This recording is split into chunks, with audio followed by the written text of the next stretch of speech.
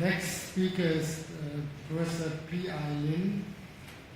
She's from the Department of Population Medicine, Harvard Medical School. Hello, everyone. I'm a research fellow at the School of at the Department of Population Medicine, and this study I'm presenting is a study that was done at the School of Public Health. So I'm going to present phthalate exposure among pregnant women in Bangladesh and some of the preliminary results we have. So as we heard previously, that we know phthalate is a plasterizer and we can expose it from personal care products, some plastic use, and also from dust. And there has been many studies suggesting the endocrine disrupting effect of phthalate, and pregnant women can be exposed to phthalate through using personal care product, and the effect can be through hormone changes or oxidative stress, and also mediated through, or acting through the peroxisome proliferation activation receptor pathway to affect birth outcome. However, so in rodent study, they have shown that phthalate exposure will reduce birth weight. However, in human study, the findings are conflicting. So we see previously from Dr. Chan's presentation that phthalate exposure will reduce birth weight. However, in a Chinese and European birth cohort, it has also been shown that phthalate exposure is associated with growth restriction and also low birth weight. But in another standard study, they also show minor association and only for specific phthalate metabolites. And there's in a U.S. cohort, there's no association being found in phthalate exposure and birth weight. So in Bangladesh, it's a country, it's a developing country located in South Asia. We have established a birth cohort in Bangladesh to observe the longitudinal effect of arsenic exposure from ground water. Through the help of Dr. Wu from Kaohsiung Medical University, we were able to get funding to measure phthalate level among this pregnant woman. So using this birth cohort, we were able to look at the effect of phthalate exposure among this population.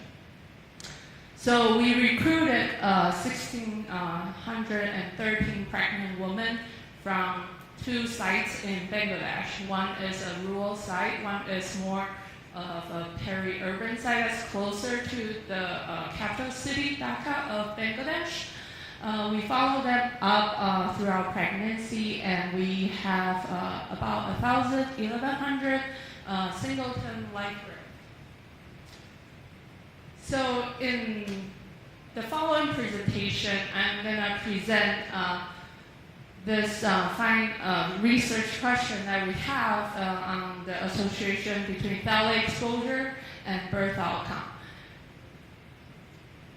And so using our cohort, we use the social demographic variable collected at visit 1, and the urine we collected at the 3rd trimester, and the birth outcome measure at delivery.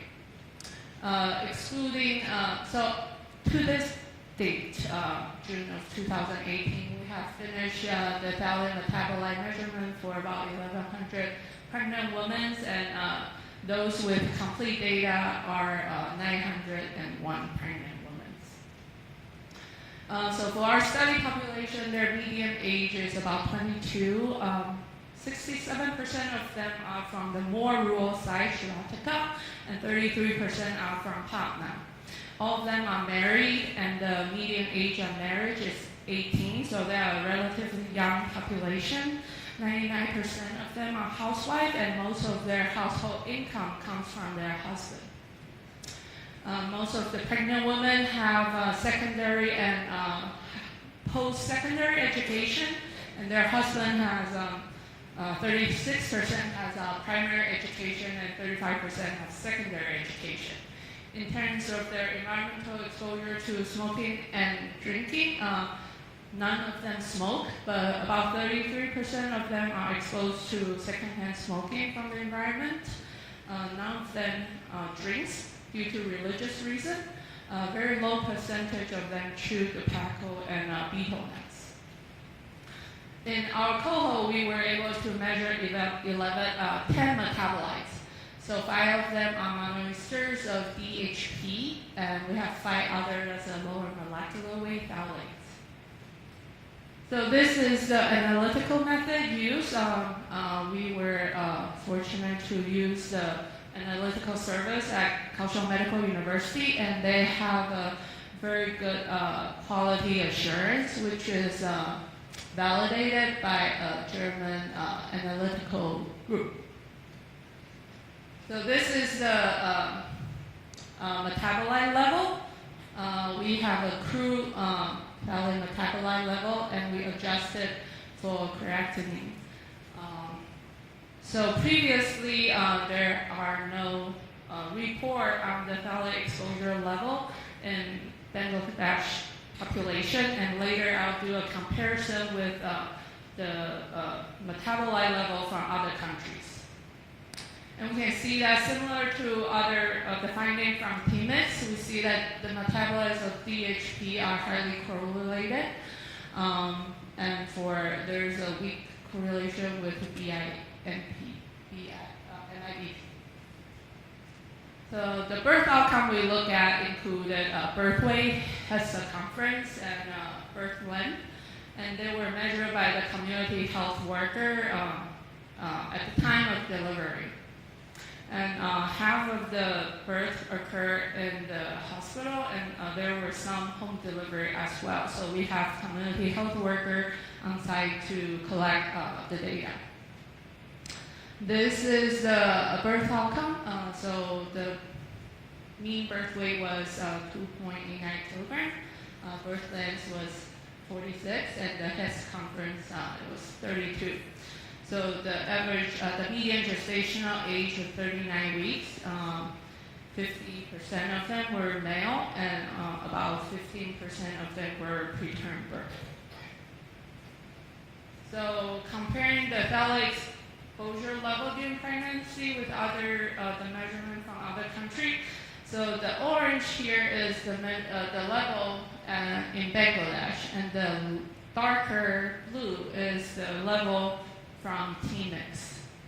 And so for these 5 metabolites from DHP, we see that in the Bangladesh cohort, our level is relatively lower to other measurement that has been reported from other countries, so including Taiwan, China, Japan, Israel, Spain, and Netherlands.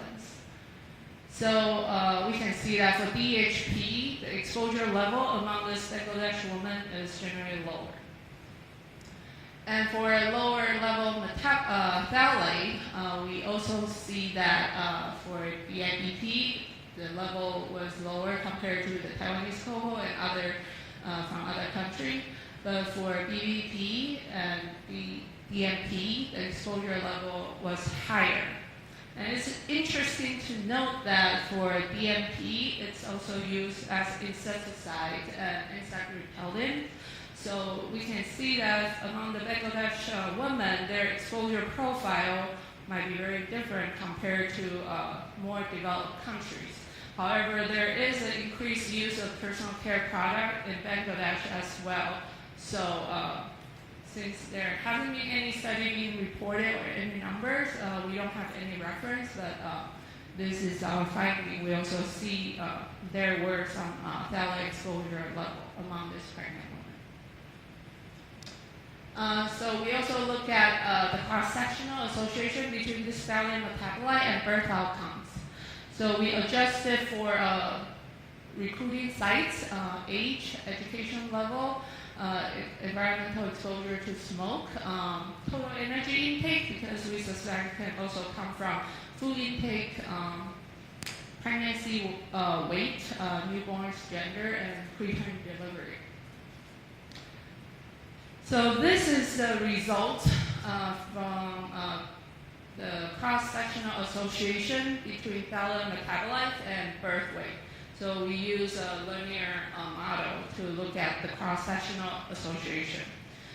Generally, we do not see a statistical significant finding. However, for some of the metabolites, we do see there's a minor increase of birth weight with an increase of phthalate metabolite level. And for birth length, we also did not see any statistically significant increase in birth length with increased phthalate metabolite level. And similarly, for head circumference, we did not see any statistically significant finding. And all the results were presented as an unadjusted model and adjusted model. So compared to other studies, so this is a study from US. Generally, I didn't find a lot of significant association either. They only see among the preterm birth, increased phthalate metabolite level is associated with increased birth weight among female preterm infants. They also see that for male term infants, term birth, NCOP has a positive effect. In a nice case control study in Shanghai, they found a negative association with between birth weight and phthalate metabolite level. And in another study in New York, they also find some positive association between birth weight, between phthalate metabolite level and birth weight.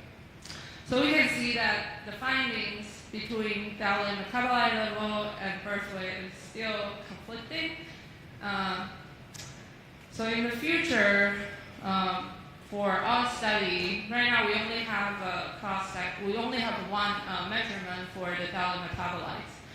We can also try to extend our measurement to the first trimester urine and see if we see a difference in the metabolite level.